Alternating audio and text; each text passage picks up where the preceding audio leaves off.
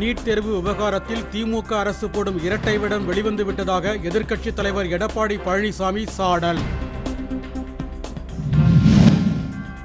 பராமரிப்பு பணிகள் நடைபெறுவதால் கன்னியாகுமரியில் புதிதாக அமைக்கப்பட்ட கண்ணாடி பாலத்தில் மறு அறிவிப்பு வரும் வரை பொதுமக்களுக்கு தடை. பொங்கல் திருநாளையொட்டி சென்னையில் 15,000 காவலர்கள் பாதுகாப்பு பணியில் ஈடுபட உள்ளதாக மாநகர காவல் ஆணையர் அருண் தகவல். சத்தீஸ்கரில் 2 பெண்கள் உட்பட 9 நக்சலைட்டுகள் காவல்துறையில் சரணடைந்த அனைவருக்கும் மொத்தமாக 43 லட்சம் ரூபாய் சன்மானம். சபரிமலை ஐயப்பன் கோவிலுக்கு பக்தர்கள் வருகை தொடர்ந்து அதிகரிப்பு. 14ஆம் தேதி வரை பெருவழிப்பாதையை பயன்படுத்த கோவில் நிர்வாகம் தடை.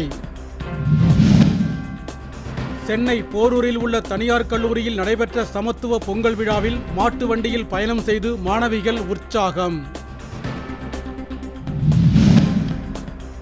நாகையில் கடல் ஆமைகள் பாதுகாப்பு குறித்த விழிப்புணர்வு மணல் சிற்ப போட்டியில் 300க்கும் மேற்பட்ட மாணவ மாணவிகள் பங்கேற்பு. தேனி மாவட்டம் பெரியகுளத்தில் புதிதாக தனியார் மதுக்குடிப்பகம் திறப்பதற்கு எதிர்ப்பு தெரிவித்து பொதுமக்கள் சாலை மறியல். புதுக்கோட்டை மாவட்டம் ஆவுடையார்கோவில் ஆத்மநாத சுவாமி திருக்கோவில் தேரோட்டத்தில் ஆயிரக்கணக்கான பக்தர்கள் பங்கேற்று வழிபாடு.